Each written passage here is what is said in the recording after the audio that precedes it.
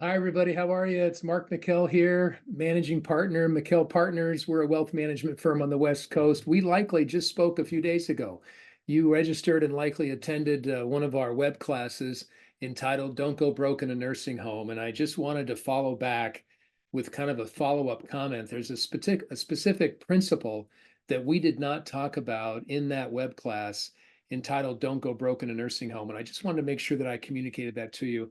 I know life gets crazy and sometimes other priorities enter into play, or we're traveling, or we're doing things with family. And sometimes the things that are most important in our lives, we can sometimes can kind of take a back seat. And I didn't want that to happen. So I wanted to bounce out to you real quickly and just share something with you really quick. Again, that web class that you registered for and attended, Don't Go Broke in a Nursing Home, so important, such great information there. But I wanted to share this particular concept to you that we did not talk about.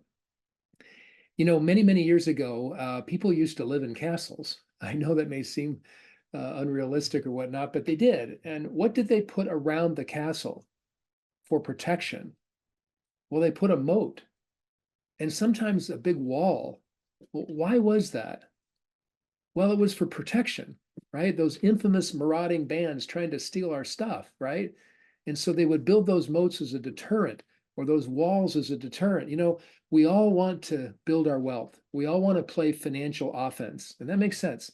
You know, as fiduciaries and as CPAs, we work a lot with clients in the investment management area, making sure our assets are positioned properly, knowing what you own, what's the purpose of the money, when do you need it, when are we going to spend it, what are the allocations, right? Stocks and bonds, all these different things from a standpoint of investment management to play financial offense. But we also need to play financial defense as well. And one of the biggest risks in retirement is this cost of long-term care if for some reason we have a chronic illness. You know, just yesterday I was speaking with a client out in Virginia, and just a sad kind of a situation where the mother had experienced dementia. And for 5 years, they literally traveled to a different state to be able to take care of her. And then that progressed into a nursing facility where they were spending $12,000 to $15,000 a month. And then COVID hit and all of the disruption that that caused. And they were finally able to get her out of that facility, which was challenging early in the pandemic after a few months. And then 2 or 3 months later at home, she passed away. But I was talking with others in Texas just the other day, $9,000 a month the family spending, and the bill keeps going up. And mom's doing well, but she's got cognitive failure, and the daughter's wondering, how long is this going to go? And can we continue to afford this? Another client in Montana, $12,000 a month.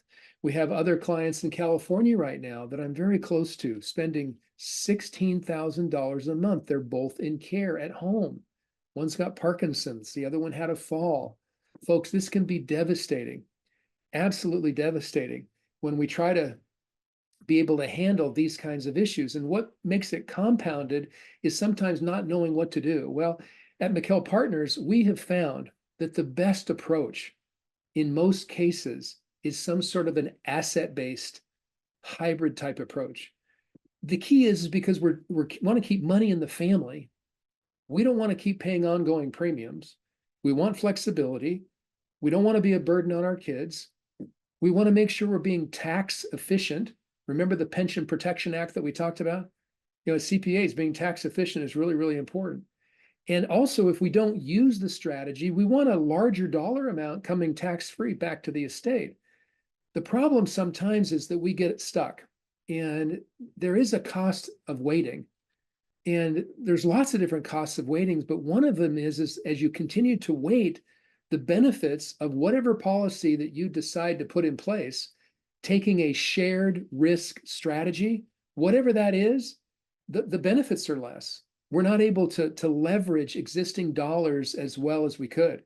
You know, I mentioned we're fiduciaries. As fiduciaries, we're able to look at all the different insurance companies that are out there and evaluate the best ones to find out the most benefits coming out of whatever dollars are going in. Remember a case study that we talked about? This was Don and Lisa, age 65 and 63. This provides kind of a background of who they are. They're both still working, very active and healthy.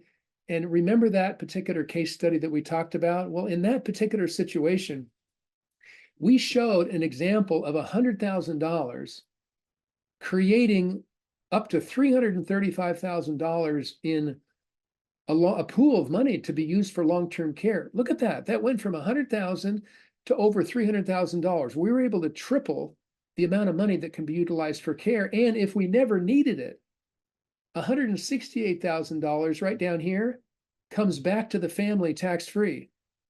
But what happens when they wait? Let's say they're 10 years older. Let's say that same case study is 10 years older. Then what happens? Remember this number right here, 335. Log that into your memory or pause the video and write that down, 335. Let's move forward now 10 years. Look what happened. It's $100,000 less. For the same $100,000 going in, it's good. We over doubled it. That's a great strategy.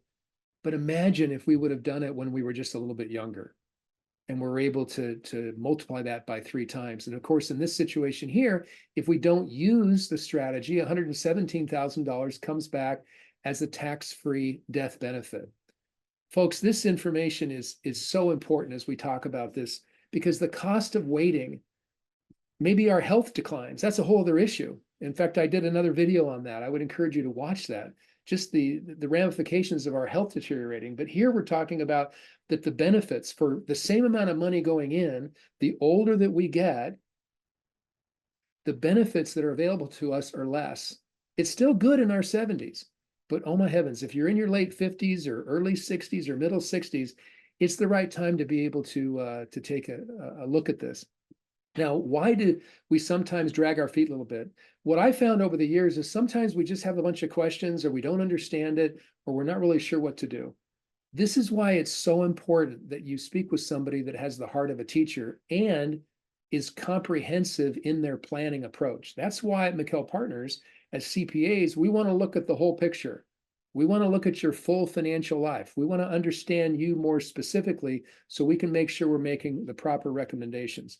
You know, there's a funny little picture I want to show you here in closing that I think kind of conjures up some interesting feelings. Look at this. This is kind of funny, but actually pretty serious. Don't be like these 2 guys sitting on a rock or on a little mountain right there and looking off into the distance and see Noah leaving in the ark and then thinking, oh crap, was that today? Did we miss that?